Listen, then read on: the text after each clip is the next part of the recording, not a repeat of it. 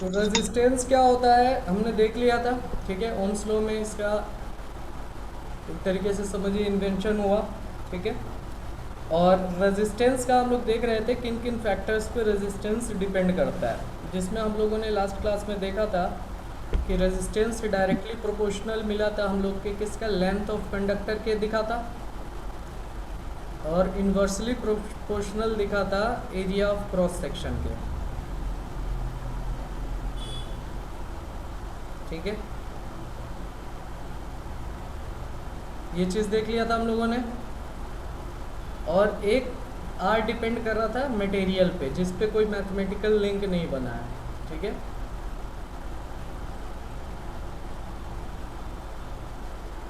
इन चीज़ों पे हमारा क्या था, रेजिस्टेंस क्या कर रहा था, डिपेंड कर रहा था। क्लियर है ये सबका? Yes sir. तो इसमें हम लोग जब आर को, इस प्रोपोर्शनैलिटी कांस्टेंट को हटाते हैं तो एक प्रोपोर्शनैलिटी कांस्टेंट इस सिंबल में आता है जो पी जैसा होता है कुछ, ठीक है। और इनटू लेंथ हो गया, और एरिया के ऑफ क्रॉस सेक्शन के लिए हमने ए वर्ड यूज़ कर लिया, ठीक है। जैसे ओम्स लॉ में प्रोपोर्शनैलिटी कांस्टेंट हटाया था तो कैपिटल आर आया था। सर पी से क्या डिनोट किया जा रहा है? पी नहीं है ये, पी टाइप का है, ऐसा है, वो बता रहे हैं क्या, इसको रो पढ़ते हैं, क्या पढ़ते हैं, रो। सर सिंबल है। हाँ ठीक है ना, ये सिंबल है जिसको रो पढ़ते हैं, ठीक है ना, ठीक है। और इस प्रोपोर्शनैलिटी कांस्टेंट का सिंबल जिसको रो बोला गया है, ठीक है, उसको बोलते हैं रेजिस्टिविटी, रेजिस्टिविटी, ठीक है। और क्वांटिटी ऑफ रेजिस्टेंस मटेरियल, ठीक है ना, रेजिस्टिविटी ऑफ मटेरियल, मटेरियल। ठीक है। इसका सिंबल है, ये सिंबल जो है क्या बोला जा रहा है, सिंबल को रो पढ़ा जा रहा है, ऐसा रहता है पी टाइप का, ठीक है।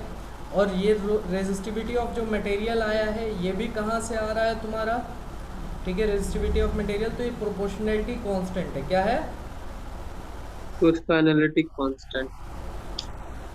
ठीक है। ये कहाँ पे आया, जब हम लोगों ने स्टडी किया मटेरियल का डिपेंडेंसी ऑन आर, मतलब रेजिस्टेंस कैसे मटेरियल पे डिपेंड कर रहा है, या मटेरियल के लेंथ पे कैसे डिपेंड कर रहा है, या मटेरियल के एरिया ऑफ क्रॉस सेक्शन पे कैसे डिपेंड कर रहा है। तो हमने वहाँ देखा था प्रैक्टिकली और एक्सपेरिमेंटली लास्ट क्लास में कि रेजिस्टेंस लेंथ पे डिपेंड कर रहा था डायरेक्टली, और इन्वर्सली कर रहा था हमारा किस पे, एरिया ऑफ क्रॉस सेक्शन पे। तो इस प्रोपोर्शनैलिटी कांस्टेंट को हटाने के लिए हमने रो यूज़ करा, ठीक है। और जो एल था आपका एज इट इज़ लिख दिया मैंने, ए जो था एज इट इज़ लिख दिया। और ये रो जो है इसका मतलब क्या होता है, तो रेजिस्टिविटी ऑफ मटेरियल बोला जाता है।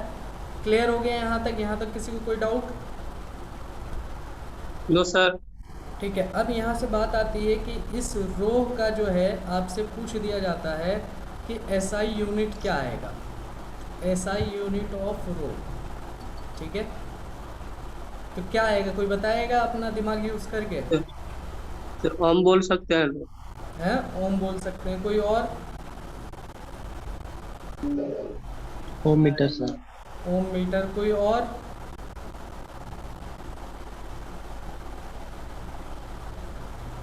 महक आप भी कुछ बोलिए, कुछ बोल सकती हैं इसको?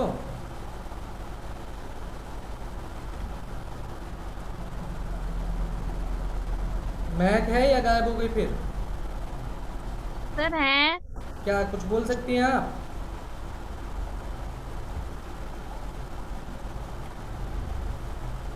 यहाँ देखो क्या करेंगे, अब यहाँ से अगर मैं सिर्फ रीअरेंज करता हूँ, ठीक है, मुझे जानना क्या है, मुझे इसका एसआई यूनिट जानना है, ठीक है। तो मैंने यहाँ पे ये ऊपर लिख रहा हूँ मैं वाइट से, देखिए आर इज इक्वल्स टू रो है, एल है और ए है। तो मैं क्या करूँ, सबका एसआई यूनिट लिख देता हूँ, क्या होगा। तो आर क्या है, हमारा रेजिस्टेंस है, इसका एसआई यूनिट क्या होता है, ओम। ओम हो गया इसका एसआई यूनिट, ठीक है। ओम से ऐसे इसको डिनोट किया गया है, ओम ही लिख दे रहा हूँ फिलहाल मैं, ठीक है। अच्छा, इसका तो हमें पता ही करना है, इसको मैंने छोड़ दिया। लेंथ का एसआई यूनिट कोई बताए क्या होता है? मीटर। Sorry sir. मीटर हो गया। अच्छा, एरिया का एसआई यूनिट क्या आएगा, कोई बताए? Metre square. तो मीटर इनटू मीटर, क्योंकि कोई भी एरिया आएगा 2 डायमेंशनल होता है एरिया। किसी भी फिगर का आप एरिया निकालेंगे तो देखेंगे उसमें लेंथ इनटू ब्रेथ या ब्रेथ इनटू हाइट या लेंथ इनटू हाइट या रेडियस का यस स्क्वायर, सर। ऐसे ही होता है ना। तो एक तो लेंथ 10 है, दिया रहेगा तो 10, सर ठीक है, 10 दिया रहेगा तो 10 इंटू 10 कर देंगे लोग। हाँ 10 इंटू 10 मीटर स्क्वायर करेंगे आप, ठीक है। तो कोई भी है तो फिगर में लेंथ ही ब्रेथ ही ये सब क्या है, लेंथ ही है ना आपका। तो लेंथ का यस सर। हमारा क्या होता है, मीटर होता है। तो 2 लेंथ आ रहा है तो 2 मीटर लगा लिया हम लोगों ने। अब क्या करा, इसके बाद अब सिर्फ जो आपको दिख रहा है इसमें यही चीज़ अननोन दिख रहा है, बाकी सबका तो आपने ऐसा ही यूनिट लिख रखा है। तो ये सर क्या इसको है, क्या बोलते हैं? किसको, रो पढ़ते हैं, रो। वही। ये जो पी टाइप का सिंबल बना रखा है हमने,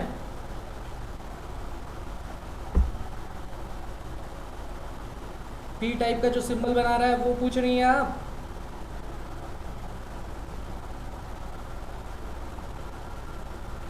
महक ये पूछ रही है, किसको पूछ हाँ रही है? ठीक है, तो रो हाँ पढ़ते हैं, वही। रोहू मछली की तरह रो दिमाग में रखना, ठीक है। ठीक है। अच्छा, यहाँ से एम कैंसिल हो जाएगा ये, ठीक है। और इस पे एम जो बचा है इसको अगर मैं चाहूँ तो इधर शिफ्ट कर दूँ तो कोई दिक्कत तो होगा नहीं। तो ये ओम एम इधर नो चला सर। गया और राइट साइड में सिर्फ आपका ये बच गया, ठीक है। तो अब इसी का अब ये क्या हो गया, एसआई यूनिट हो गया। समझ में आई बात या नहीं आई? यस सर, जो कटा कर निकाले हो उसका हाँ, है। ठीक है। तो मैंने यहाँ पे कुछ भी नया एसआई यूनिट नहीं जोड़ा, जो पुराने मेरे एसआई यूनिट थे उसी को मैंने रीअरेंज करा और मेरे को इसका एसआई यूनिट मिल गया रेजिस्टिविटी का, जो कि क्या है, ओम मीटर। यानी ये आपने जिसने भी आंसर दिया था ये बिल्कुल सही आंसर दिया था। क्लियर हो गया है रेजिस्टिविटी का? अगर कोई पूछेगा एसआई यूनिट क्या होता है तो बता देंगे। किसी को कोई यस सर। डाउट है? इसका स्क्रीनशॉट ले लो और ग्रुप में सेंड कर दो, मैं इरेज कर रहा हूँ।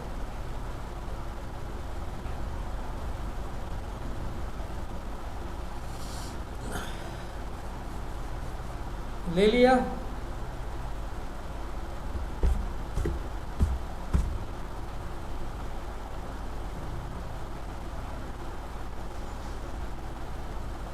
यस सर ले लिए। ग्रुप में सेंड भी कर देना। अच्छा, यहाँ ध्यान दो।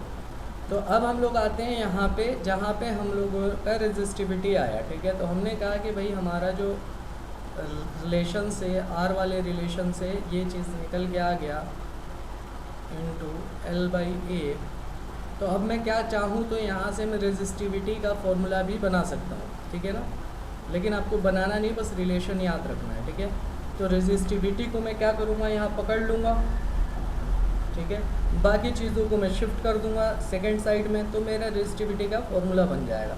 सेकंड साइड में शिफ्ट होगा तो आर के पास ए चला जाएगा और एल नीचे आ जाएगा, ठीक है। तो यही आपका किस चीज़ का फॉर्मूला बन गया, रेजिस्टिविटी का फॉर्मूला बन जाएगा, ठीक है। लेकिन हम लोग सिर्फ ये माइंड में रखेंगे, और अगर हमसे रेजिस्टिविटी पूछा जाएगा तो हम क्या करेंगे, रेजिस्टिविटी वाले पार्ट को ब्लॉक कर लेंगे, बाकी चीज़ों को प्लेस कर देंगे, ठीक है। और फिर मैथमेटिकल सॉल्व कर लेंगे शिफ्ट करके, तो मेरा यहाँ पे रेजिस्टिविटी मालूम चल जाएगा। क्लियर हो गया ये चीज़? Yes sir. ठीक है। अब इस पर कुछ हम न्यूमेरिकल्स देख लेते हैं और फिर उसके बाद आगे स्टडी करते हैं, ठीक है। स्क्रीन तो दिख रहा है हमारा सबको? Yes sir.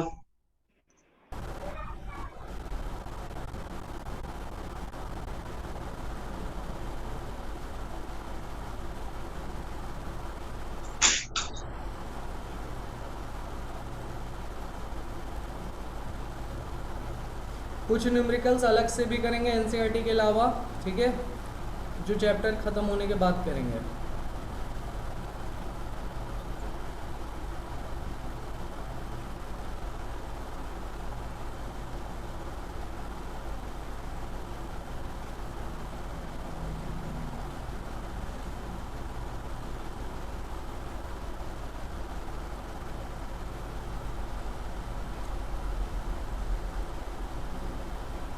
ओम्स लॉ पे बेस्ड क्वेश्चन करा था हम लोगों ने, नहीं करा था? Yes sir. Sir potential difference पे किया था, इलेक्ट्रिक पोटेंशियल। ओम्स पे नहीं करा था? No sir. ये क्वेश्चन दिख रहा है 12.3, यस सर। पढ़ लीजिए क्वेश्चन क्या है, स्क्रीनशॉट ले लो कोई। Yes sir.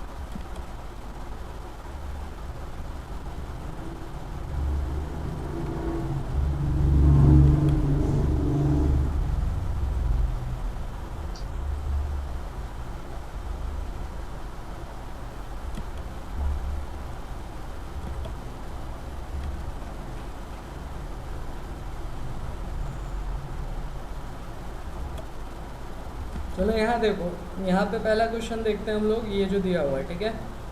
कह रहा है 12.3 में हाउ मच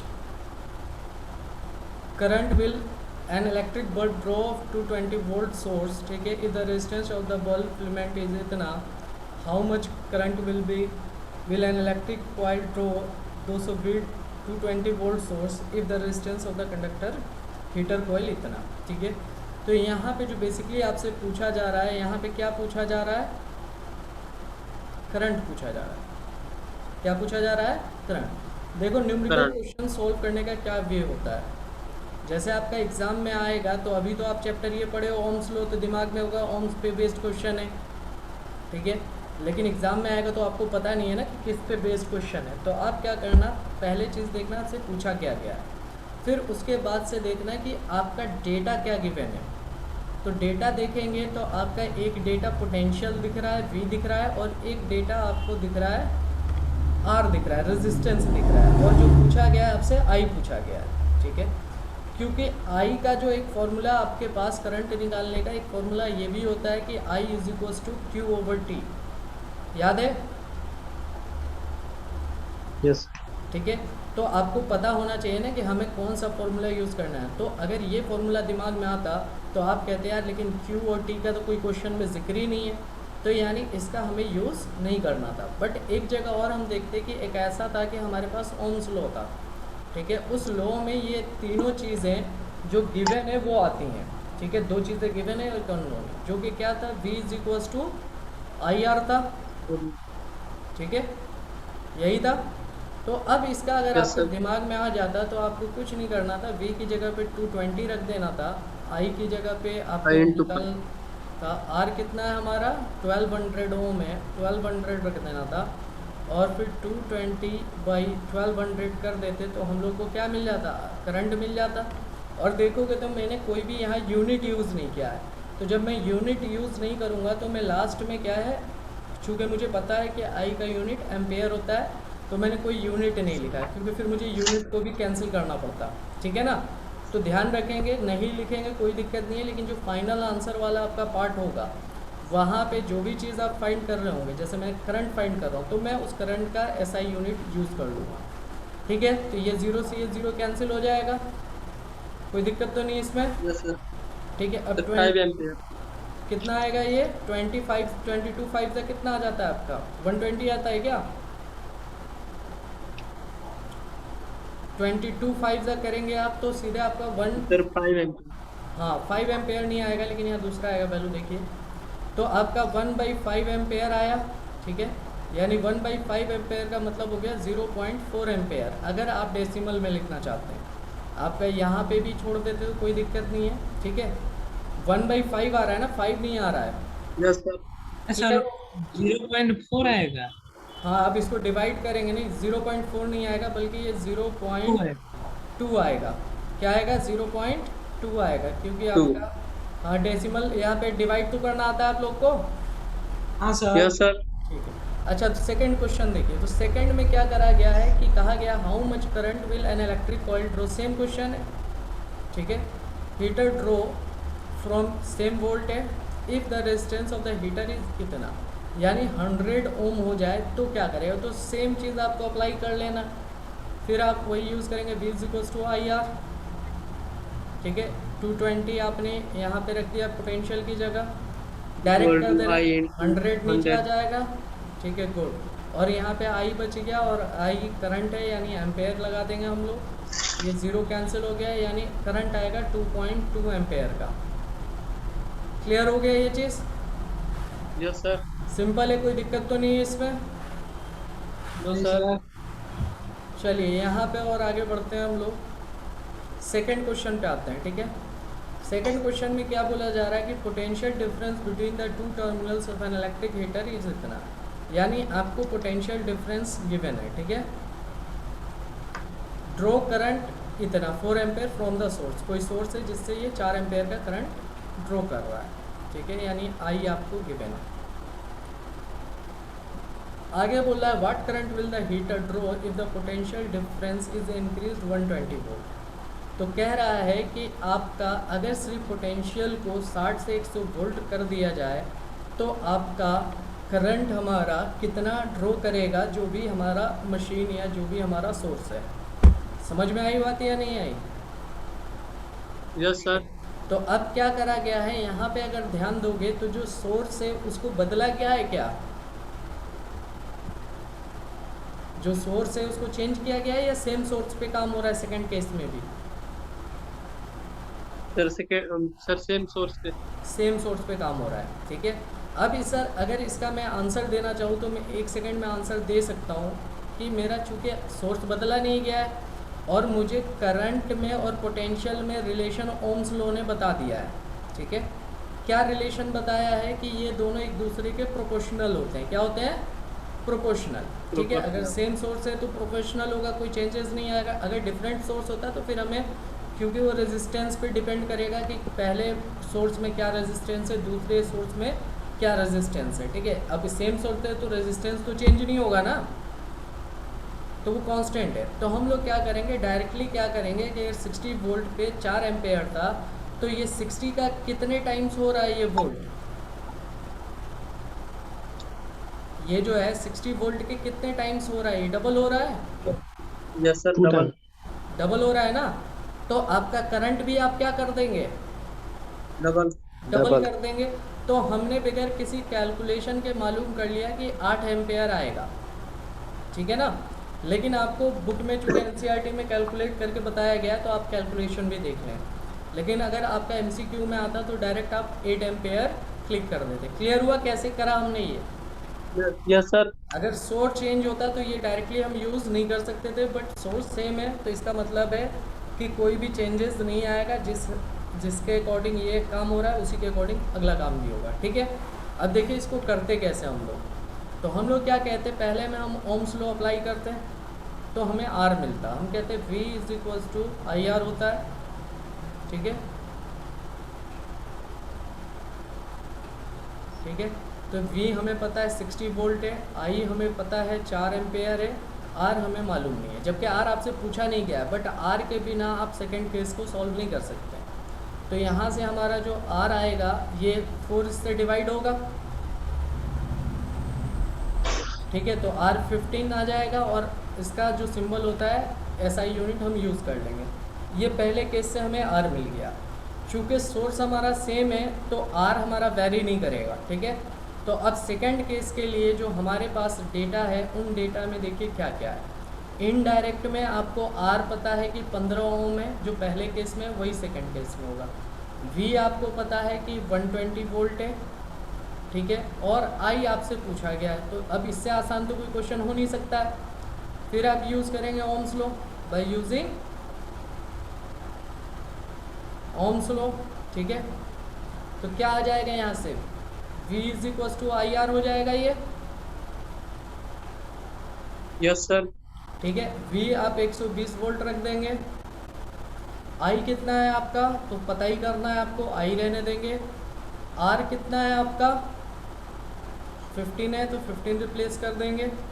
तो यहाँ से I की वैल्यू आपकी आ जाएगी 120/15, ठीक है। और चूँकि करंट है तो एम्पेयर यूज़ कर लेंगे हम लोग।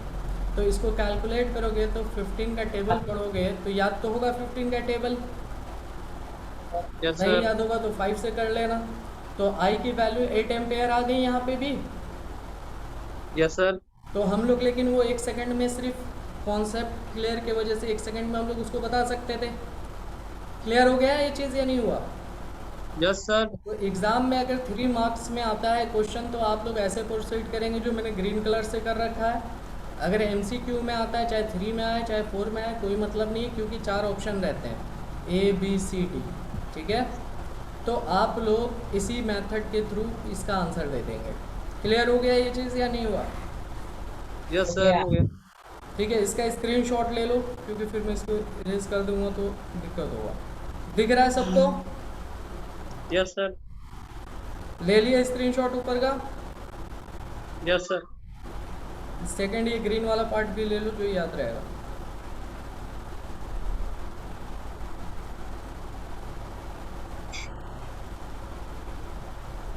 ले लिया? सर नीचे का पार्ट नहीं दिखाई दे रहा है, वो सबसे नीचे। I is equal to 8 ampere. Yes sir हो गया।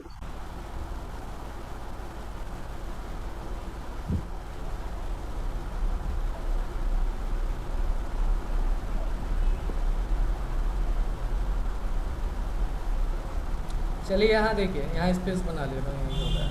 अच्छा, अभी ये जो 12.5 में क्वेश्चन है वो क्या बोल रहा है कि resistance of a metre wire length इतना, लेंथ दिया हुआ है 1 मीटर।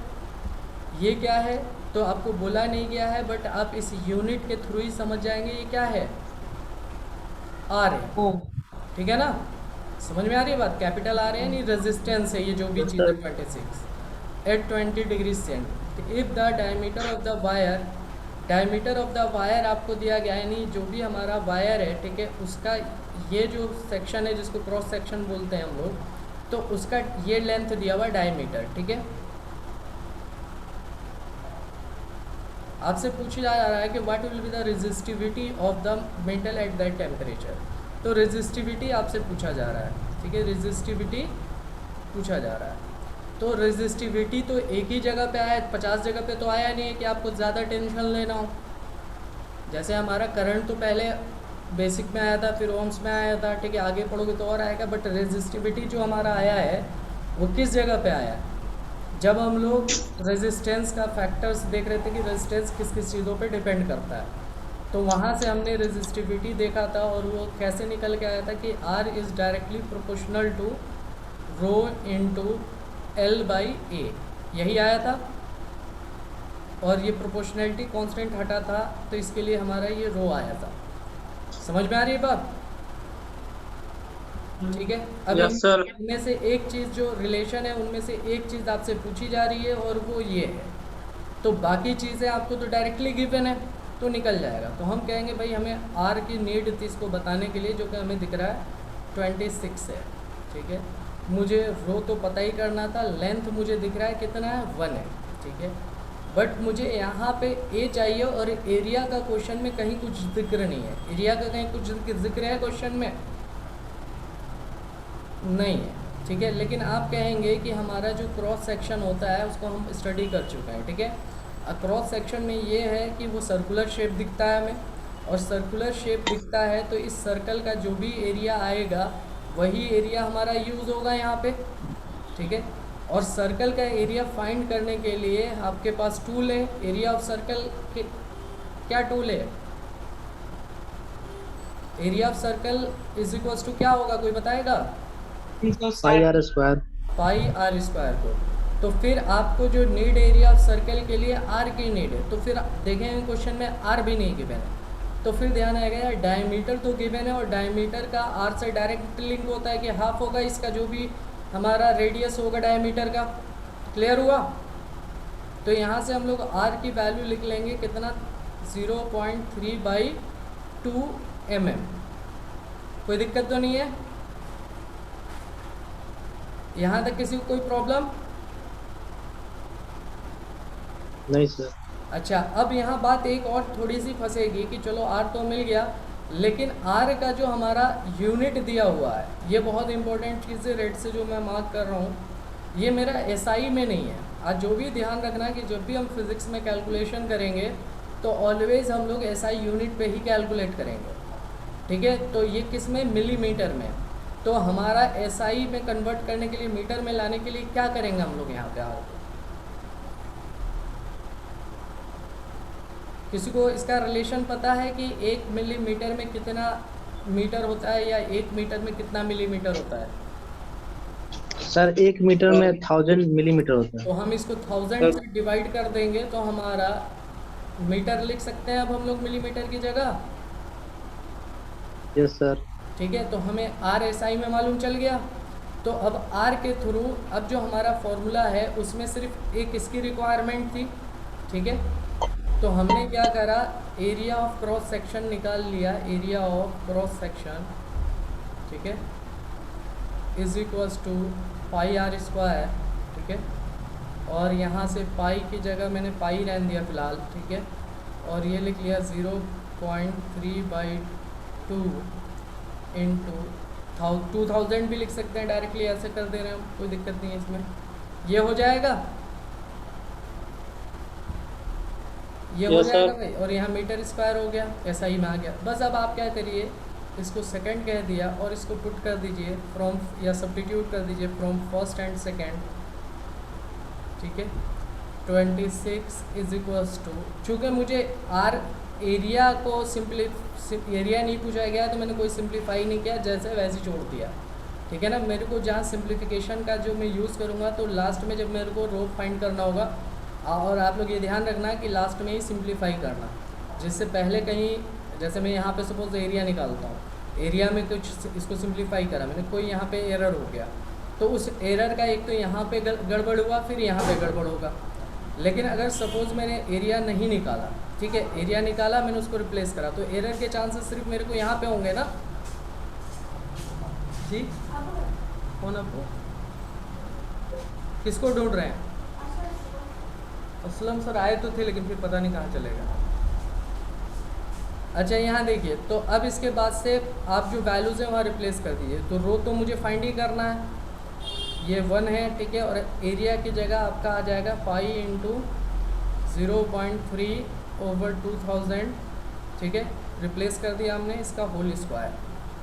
क्लियर हो गया? तो अब इसको क्या करिएगा, 26 के पास जब आप भेजिएगा तो पाई तो मल्टीप्लाई में जाएगा, ठीक है ना। ये इसको इसके पास भेजिएगा, कोई कैलकुलेशन तो हो जाएगा आप लोगों से। हाँ भाई, सर। इसके बाद से कैलकुलेट कर लोगे क्या वैल्यू आएगी। हाँ सर। तो इसको शिफ्ट करके कैलकुलेट कर लो ये वाले पार्ट को, ठीक है। तो जो यहाँ से आपको क्या मिल जाएगा, आपको यहाँ से रो मिल जाएगा, यानी रेजिस्टिविटी जो आपसे पूछा गया है। कोई दिक्कत तो नहीं है? कॉपी नहीं रखे हैं। तो कॉपी पे मतलब ऐसे ही देख रहे हो मूवी की तरह, नोटबुक लेके बैठना अगली क्लास से, ठीक है ना। नोटबुक पेन जैसे यहाँ पे होता है, मैं बताता हूँ, तो आपको राइट भी करना है उसको, ठीक है ना। नहीं तो माइंड में नहीं रहेगा, वो तुम्हारे मोबाइल में रहेगा, ठीक है। और मोबाइल अगर गायब हो गया तो तुम्हारा माइंड बेकार हो गया, मतलब कुछ कर नहीं पाओगे लाइफ में। तो माइंड में रखो कि जब माइंड गायब होगा तो तुम खुद भी गायब हो जाओगे, और नहीं तो सारी चीज़ें तुम्हारे पास रहेंगी, ठीक है ना। हाँ। हाँ, तो यहाँ पे अब इसको सिंप्लीफाई कर लेना, टाइम 1 मिनट बचा है अप्रॉक्स। तो अगला क्वेश्चन हम छोड़ दे रहे हैं, नेक्स्ट क्लास में डील करेंगे, ठीक है। सर इसके बाद ये रो का वैल्यू निकल के आ जाएगा। हाँ, रो का वैल्यू आ जाएगा, और साथ में रो का जो एसआई यूनिट होता है वो ज़रूर लिख लेना, जो कि ओम मीटर होता है, ठीक है ना, क्योंकि मैंने यहाँ पे कोई यूनिट यूज़ नहीं किया है। क्लियर है ये चीज़? ठीक है। यस पाई सर। पाई की वैल्यू रिप्लेस कर लेना। अगर सपोज कोई 7 का फैक्टर आएगा तो 22/7, अगर नहीं आता है तो 3.14 और अप्रॉक्स लिख लेना। क्लियर हो गया ये? ठीक है। Yes sir. फिजिक्स के न्यूमेरिकल तो बहुत बच्चों वाले हैं, ऐसे ही हो जा रहे हैं, कोई टेंशन लेने की ज़रूरत नहीं है। बट ध्यान रखना नहीं है है। कि हमें क्वेश्चन कैसे करना है, कैसे सोचना